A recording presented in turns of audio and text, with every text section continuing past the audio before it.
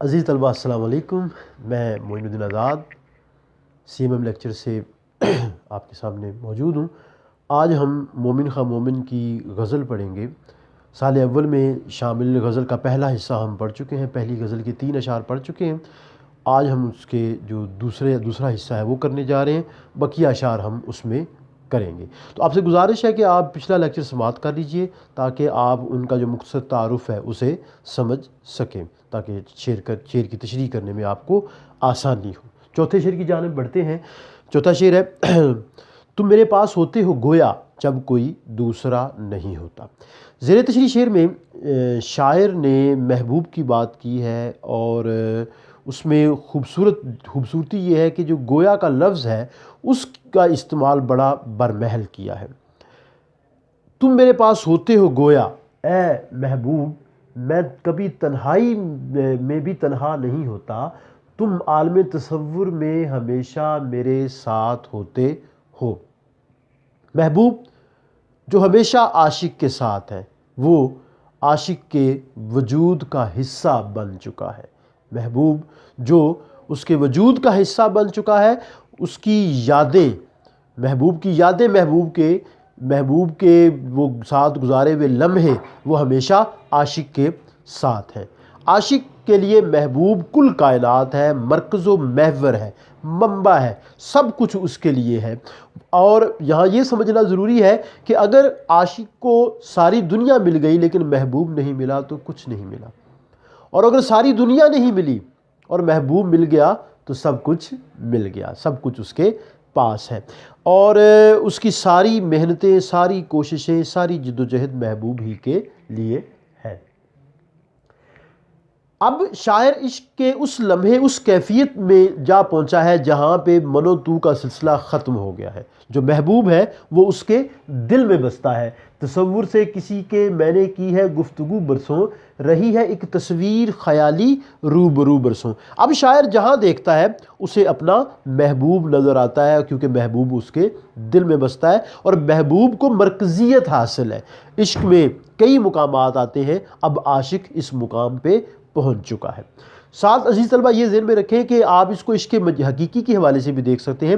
جب ایک بندے کا تعلق خدا سے استوار ہوتا ہے تو اس کو چاروں طرف خدا ہی نظر آتا ہے۔ ویسے بھی خدا ہمارے دل میں بستا ہے، خدا ہمارے وجود کا حصہ ہے، ہم جہاں بھی جائیں وہ ہمارے ساتھ ہوتا ہے۔ من و تو کا سلسلہ، من و تو، جو تو اور یک جان دو قالب نہیں رہے، یہاں پہ یک جان اور یک قالب کی بات ہے۔ جو محبوب ہے وہ دور ہے لیکن پھر بھی ساتھ ہے۔ جدھر دیکھتا ہوں نظر آتے تم ہو، یہ جانے جاؤ کوئی تم سا ہے یا واقعی تم ہو۔ تو محبوب چاروں طرف ہے، ہر طرف ہے، دل میں بھی اس کے محبوب ہے، سامنے بھی اس کو محبوب ہی نظر آتا ہے۔ اب وہ کھو جاتا ہے، محبوب کی یادوں میں کھو جاتا ہے۔ محبوب کا پاس ہونا تو اسے بے نیاز کرتا ہے، اب محبوب پاس نہیں ہے پھر بھی وہ دنیا سے بے نیاز ہے۔ اچھا خاصا بیٹھے بیٹھے گم ہو جاتا ہوں، اب میں اکثر میں نہیں رہتا تم ہو جاتا ہوں۔ تو من و تو کی کیفیت ہے، من و تو کی کیفیت، ہر طرف آپ کو اپنا محبوب نظر آئے۔ یہ سہل ممتنع کا بہت خوبصورت ترین شعر ہے۔ سہل ممتنع جیسے کہ میں نے بتایا کہ گہری بات جس میں ہوتی ہے بظاہر سادہ ہوتا ہے۔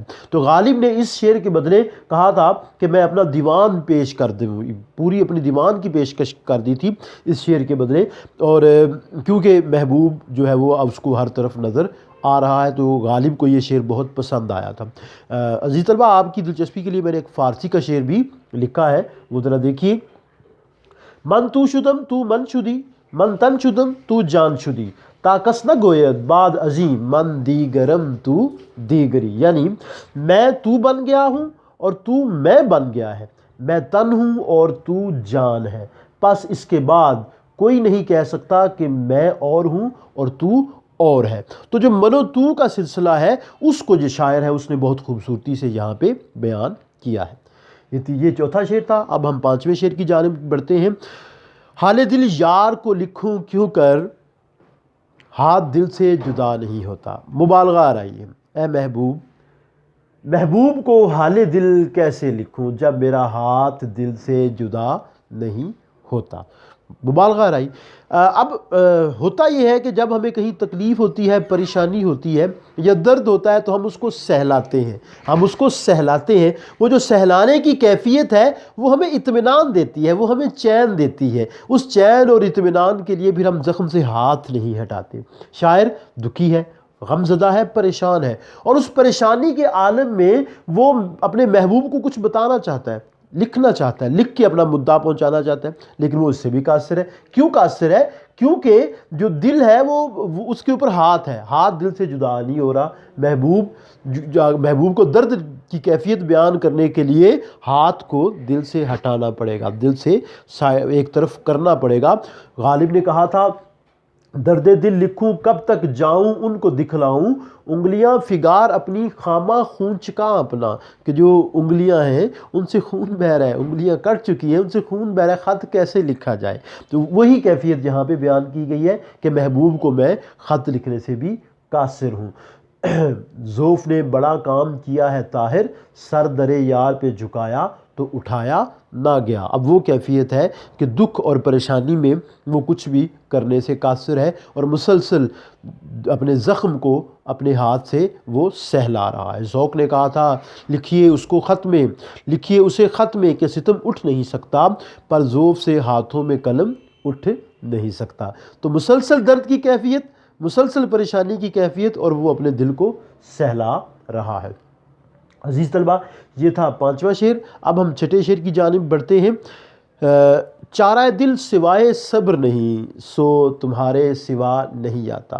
چارہ دل، دل کی چارہ گری، دل کا علاج، سوائے صبر، صبر کے سوا، سو تمہارے سوا نہیں آتا، تمہارے بغیر نہیں آتا۔ یعنی دل کا علاج صرف صبر ہے اور وہ تمہیں دیکھے بغیر نہیں آتا۔ محبوب سامنے ہوگا تو صبر آئے گا، محبوب نظر آئے گا تو چین آئے گا، اور محبوب نہ آیا تو چین نہیں، تو اطمینان نہیں۔ نہ تو آئے گی نہ ہی چین آئے گا، میرے آنگن کی ہری بیلوں کا پتا پتا سوکھتا جائے گا۔ تو چین کے لیے محبوب ضروری ہے۔ جو دل کے، جو عشق کے مریض ہیں، ان کا جو دارو ہے وہ دیدار ہے، ان کا جو دارو ہے وہ دیدار ہے۔ تو وہ دیدار میسر نہیں، اب دیدار میسر نہیں تو پھر صبر کرنا پڑے گا، صبر کریں گے تو کچھ آرام آ جائے گا۔ اور صبر کیسے آنا ہے؟ محبوب کو دیکھے بغیر صبر نہیں آنا۔ نہ محبوب آ رہا ہے، نہ صبر آ رہا ہے، نہ چین آ رہا ہے، اور جو عاشق ہے وہ مسلسل تڑپ رہا ہے، وہ مسلسل بے چینی کی کیفیت میں ہے، اور وہ کہتا ہے کہ میں جو ہے وہ اے محبوب تڑپ رہا ہوں، مسلسل تڑپ رہا ہوں، اور دل کی چارہ گری تمہارا دیدار ہے یا صبر ہے، اور دیدار بھی نہیں ہوتا اور صبر بھی تمہارے ساتھ مشروط ہے۔ عاشقی صبر طلب اور تمنا بیتاب، دل کا کیا رنگ کروں خون جگر ہونے تک۔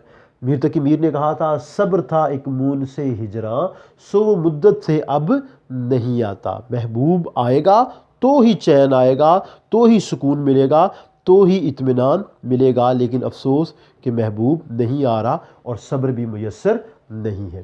یہ تھا 6ٹھا شعر۔ اب ہم 7ویں شعر کی طرف چلتے ہیں جو کہ مقطع ہے، اور مقطع آتا نہیں ہے لیکن آپ کی دلچسپی کے لیے اس کی وضاحت ضروری ہے۔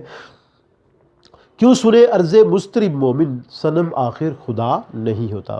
عرض مضطرب، بے چین شخص کی درخواست، صنم محبوب کے لیے لفظ استعمال ہوا ہے، خدا نہیں ہوتا۔ اے مومن، تیرا محبوب خدا تو نہیں ہے جو تیری فریاد سنے۔ جیسا کہ میں نے پہلے گزارش کی تھی کہ مومن نے اپنے نام کا بہت خوبصورتی سے استعمال کیا ہے، تو یہاں پہ بھی وہ کہتے ہیں کہ اے مومن، تیرا محبوب خدا تو نہیں جو تیری فریاد سنے۔